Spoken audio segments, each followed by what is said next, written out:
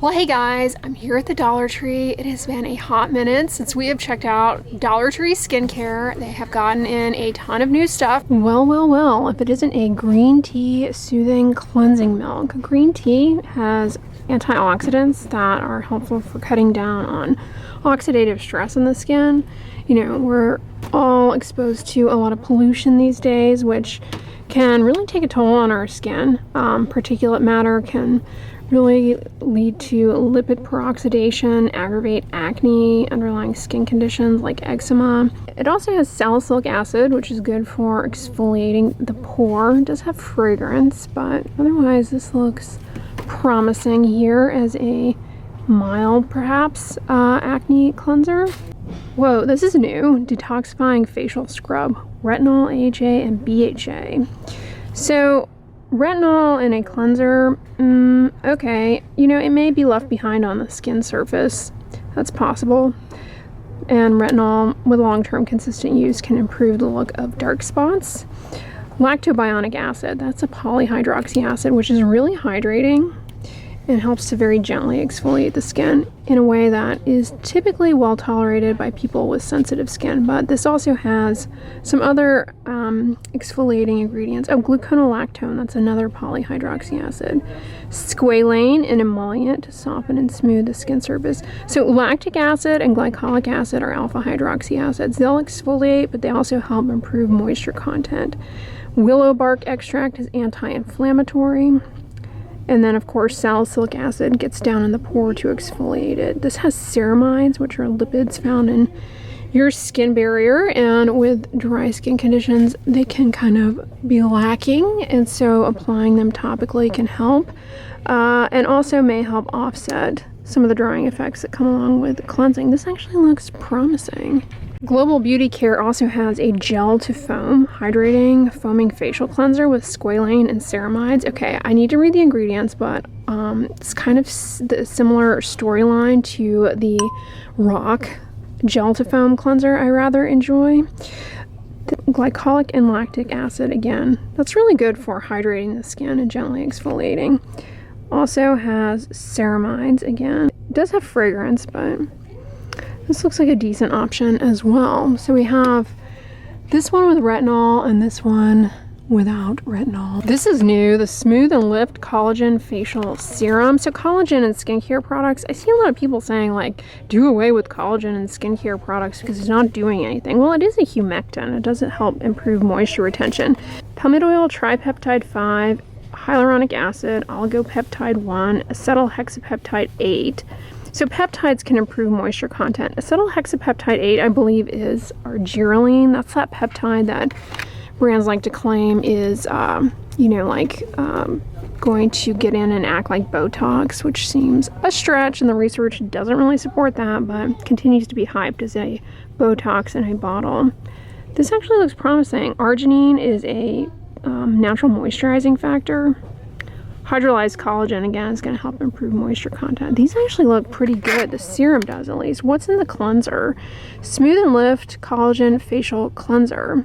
Again, peptides and hyaluronic acid, hydrolyzed collagen. This looks promising too. Sodium lauryl sulfate. A lot of people fear that. It can be a little drying depending on the overall formulation, but it's not like a demon ingredient. Then there is a Smooth and Lift Collagen Skin Cream here, 1.7 ounces with no fragrance, and hyaluronic acid, peptides, hydrolyzed elastin, probably a humectant as well. Trehalose is very hydrating, as is glycerin. Honestly, this whole line looks pretty good for gently cleansing, hydrating, moisturizing. I'm telling you, when it comes to skincare, just consistent moisturizing, improve the water content of your stratum corneum, stuff just starts turning over at a natural rate more efficiently. Everything smooths out, irritation calms down. I mean, it's like a series of fortunate events, I'll say. So the watermelon and coconut oil cleansing face balm, I purchased this about a year ago, gave it a try, and I ended up liking it. It's a little unwieldy. It's not like a real cleansing oil it's not like a real cleansing balm. It's kind of like a really thick gelatinous cleanser, but It does the trick. I like it because it's just a handy packaging system for travel. Fits in your toiletry bag, a little Ziploc bag without taking up much space. I'm not gonna lie, I ended up really liking this. Definitely don't recommend putting peroxide on your skin. It actually slows down healing of cuts and abrasions, but you know what I do? I buy peroxide here at the Dollar Tree, a bottle of it, and it's great to put in your drain, around your drain. If your drain kind of collects water that sits there, you'll notice you get that pink bacteria, which is no bueno. Peroxide there just destroys that little bugger and keeps that mystery goo away. This is new too, Personal Care Coconut Oil Moisturizing Cream with vitamin E. So vitamin E is kind of a broad category as far as skincare ingredients go. You know, vitamin E is in general an antioxidant, but like people like to get vitamin E oil and rub it on a scar. It's actually been shown to not only not be helpful, but to increase the risk of irritation. So this has tocopherol acetate, which is a common form of vitamin E found in skincare products. Also has coconut oil, which I'm telling you, underrated ingredient for moisturizing. Seems to really be helpful for people, especially who have the skin barrier issue, atopic dermatitis. And it also has mineral oil, which is an OG for dry skin. DMDM hydantoin is a preservative, not the devil. Preservatives keep things from becoming contaminated, so we like them. But you can be allergic to DMDM hydantoin, FYI. Fragrance, of course, is another potential allergen. What is this? Scented shower gel. Stay away from this. It has methyl chloroisothiazolinone and methyl isothiazolinone. Those are preservatives that frequently cause allergic contact dermatitis. They're pretty sensitizing. If you've been watching my Dollar Tree Shop With Me videos for any number of episodes, you're probably surprised that it's taken this long in the video for us to get to a product with MI, because it is frequently found in a lot of DT goods. This hair mask is pretty good too, the Be Pure Volumizing hair mask. It's like a nice conditioning mask. It does have fragrance, but no methyl isothiazolinone. It has imidazolinyl urea. You can be allergic to that, but it's not as common as an allergy to MI. Yeah, I liked that quite a bit. Likewise, this moisturizing hair serum is good too. Great for your travel bag. I really like this. This has fragrance, but it's got olive oil and coconut oil. I really found that this helped keep my hair soft and manageable, cut down on frizz. Not mad at it, especially, you know, when you travel, you end up sometimes relying on the hotel motel shampoo and conditioner, plus their hard water. It just really does a number on your hair, and it's never looks, my hair just does not ever do or behave the way it should when I travel, and I blame it on hotel products and water. But this kind of helps tame all of that. Great for travel. I'm always talking about fragrance allergy, but if you are allergic to fragrance, be aware of these kind of things. Cleansing sauna vent clips. I believe you put this in your car, or do you put this in, where is this supposed to go? I guess this is supposed to go in the vent in your bathroom to perfume the air, but this can cause a rip-roaring eyelid dermatitis. Look who made it to the shelves of the Dollar Tree. Mrs. Meyer's Clean Day hand soap. These are okay. It's been a while since I've used one, but the lavender scent is nice. So this vitamin E body oil, going on and on about tocopherol acetate, common form of vitamin E you'll find in skincare products, but the bulk of this is mineral oil, which is great for dry skin, as is coconut oil.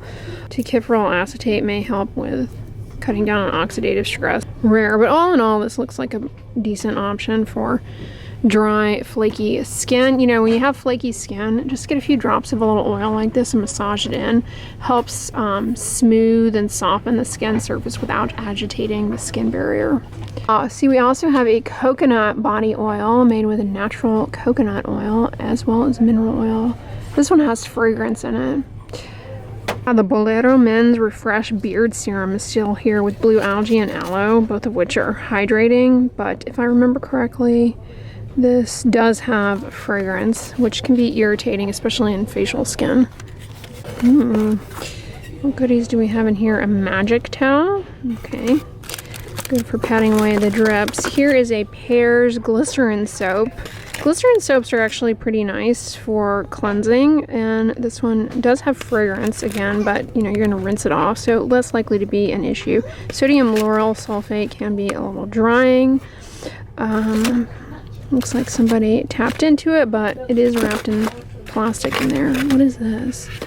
Peppermint shower fizzer. Yeah, this is another one of those things, kind of like the air vent thing, where you can easily develop an eyelid dermatitis from the aerosolized fragrance in these, just FYI. They are relaxing. I understand the appeal. And just be aware. What is this? Cold Dapper. Looks like it was meant to be like a little gift. Hand cream. Energetic Sandalwood Amber.